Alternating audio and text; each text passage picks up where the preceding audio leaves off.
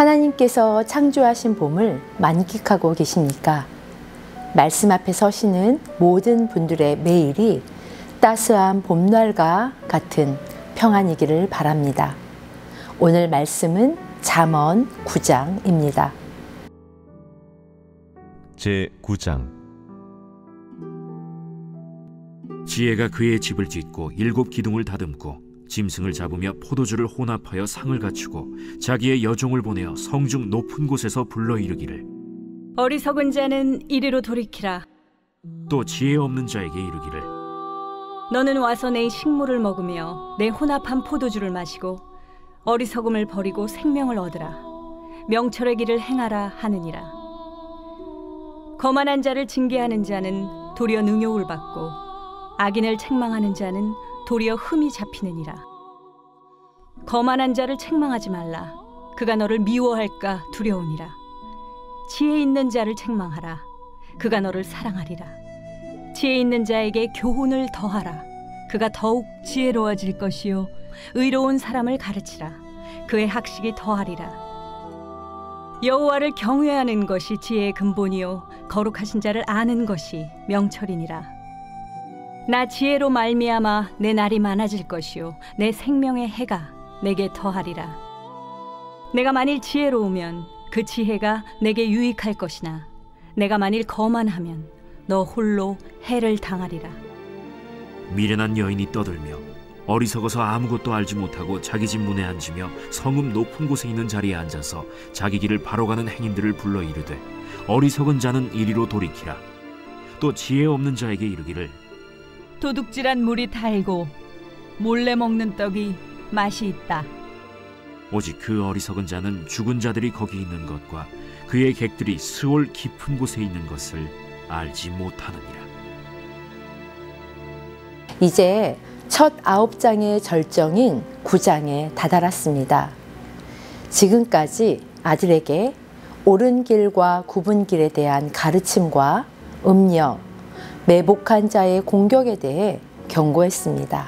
이제 9장에서는 아들에게 지혜의 편에 설 것인지 어리석음의 편에 설 것인지의 선택권을 제시하고 있습니다. 1절에서 12절까지는 지혜의 초대이고 13절부터 18절까지는 미련함의 초대로 서로 대조시키고 있습니다. 본문은 지혜와 미련함을 의인화시켜서 묘사하고 있는데 그들의 길, 즉 지혜와 미련함은 각각 그 앞을 지나가는 남자들에게 함께 식사하자고 초대합니다. 이를 살펴보면 다음과 같습니다. 먼저 1절과 3절 지혜의 초대입니다. 지혜가 그의 집을 짓고 7 기둥을 다듬고 짐승을 잡으며 포도주를 혼합하여 상을 갖추고 자기의 여종을 보내어 성중 높은 곳에서 불러 이르기를. 이 말씀 9절을 메시지 성경으로 풀어서 읽어보겠습니다. 지혜가 7 기둥을 깎아 세워 집을 짓고 가구들을 들인 후에 잔치 음식을 준비합니다. 양고기를 굽고 포도주를 따르고 은식기와 꽃으로 식탁을 차린 후에 여종들은 물러가게 한 다음 직접 시내로 가 눈에 잘 띄는 곳에 서서 그는 목소리를 듣는 모든 사람들을 초대합니다.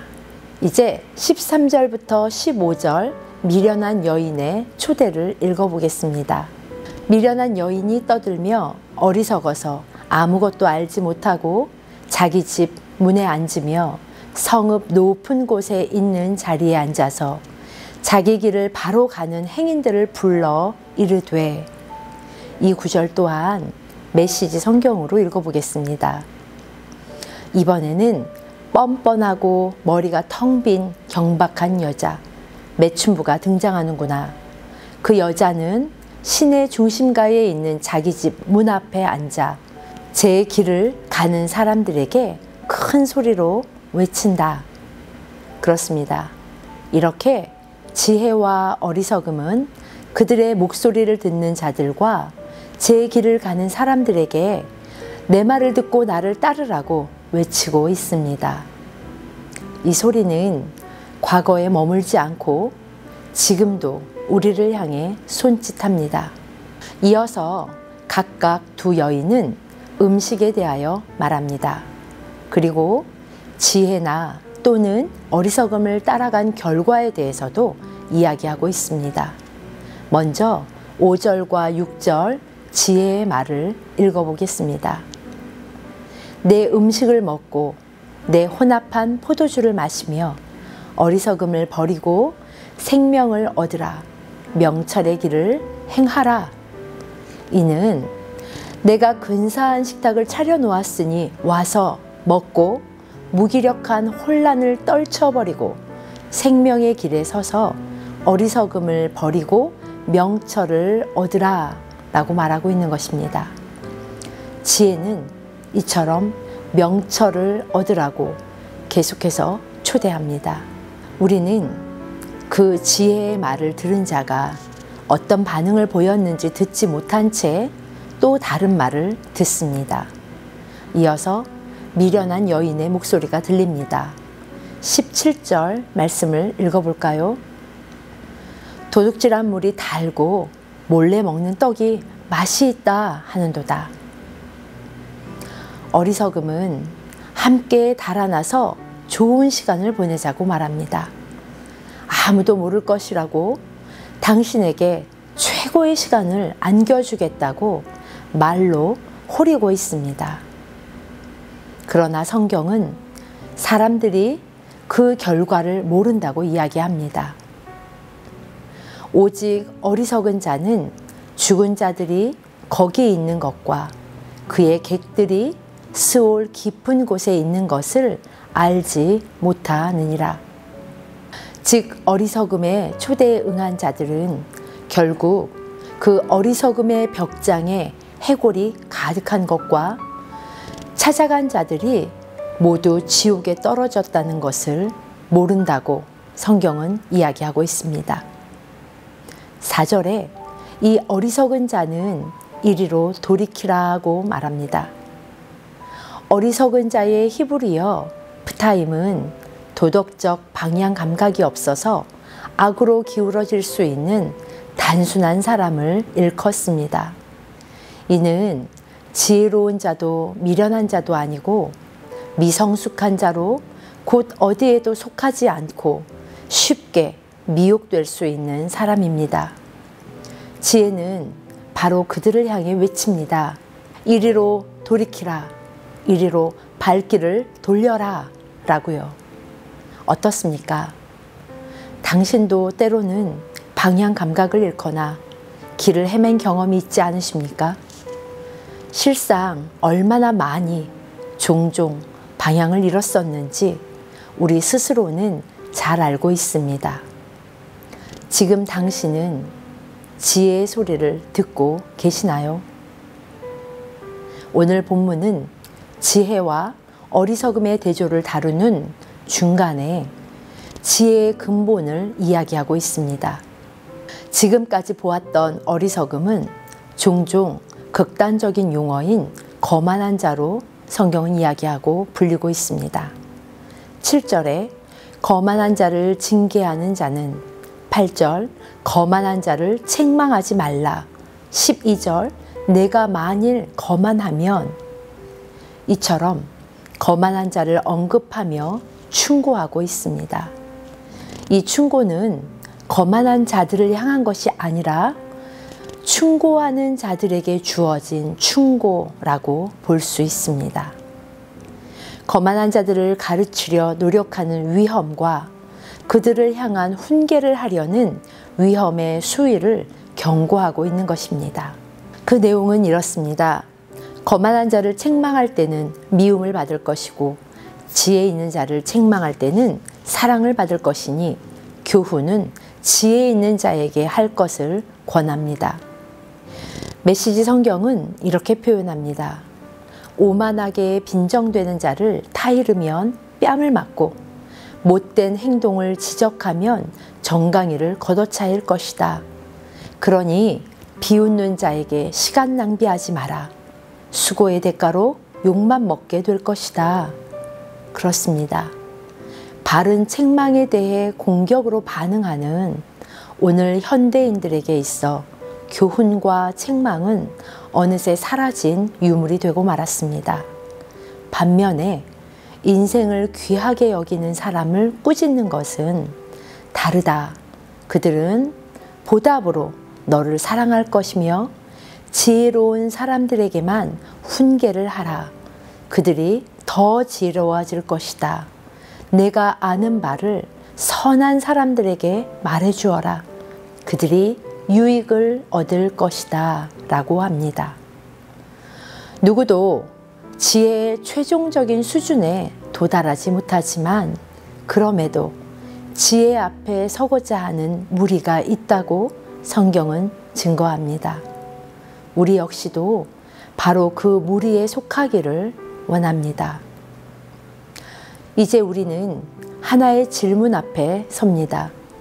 만일 어떤 사람이 지혜롭기를 바란다면 그의 마음이 지혜로운 책망이나 징계에 대해 어떻게 반응해야 할까요? 세속적인 사고와 가치관에 함몰되었던 우리에게 지혜의 말씀은 모든 순간 도전하고 질문합니다. 지혜의 징계와 책망을 이렇게 표현해 보겠습니다. 하나님을 믿었더니 세상 만사 형통하였더라가 아니라 하나님의 수술대 위에 올라가도록 초청받은 것이다. 그런데 그 수술에는 마취제가 없습니다. 오롯이 깎이고 찔리고 때로는 저주하며 외면하고 싶은 강력한 욕구와 싸워야 하는 순간입니다. 그 과정을 통해 지혜와 어리석음의 초대를 드디어 분별할 수 있게 되는 것입니다. 그리고 마침내 말이 아닌 영혼까지 새겨진 고백을 전심으로 하게 됩니다. 10절입니다. 여호와를 경외하는 것이 지혜의 근본이요 거룩한 자를 아는 것이 명철이니라. 이 말씀이 9장 전체의 호소이며 근거의 주제입니다. 여호와를 경외한다는 것은 단순한 존중이 아닙니다.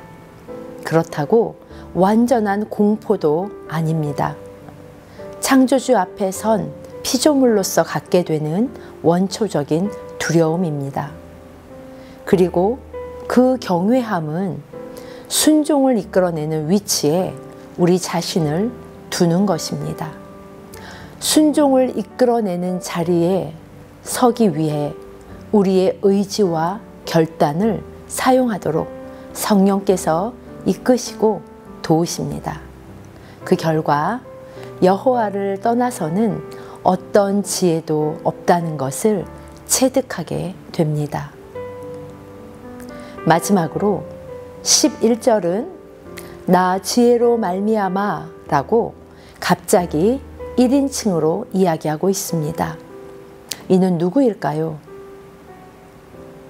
1절에서 6절에 지혜로 볼 수 있을 것입니다. 잠언 9장은 우리로 하여금 근본적인 삶의 결정을 하도록 촉구합니다. 지혜는 오늘도 당신을 초대합니다. 당신은 누구와 식사하시겠습니까? 중간 길은 없습니다. 앞으로 10장부터 이어지는 지혜의 모음 첫 잠언에서 다음과 같이 말합니다. 지혜로운 아들은 아비를 기쁘게 하거니와 미련한 자들은 어미의 근심이니라. 성경은 우리에게 계속해서 질문을 던집니다. 매 순간 우리에게 이야기하고 있습니다. 당신은 잠언의 말씀을 통해 결정할 수 있는데 누구를 기쁘게 하는 삶을 선택하시겠습니까?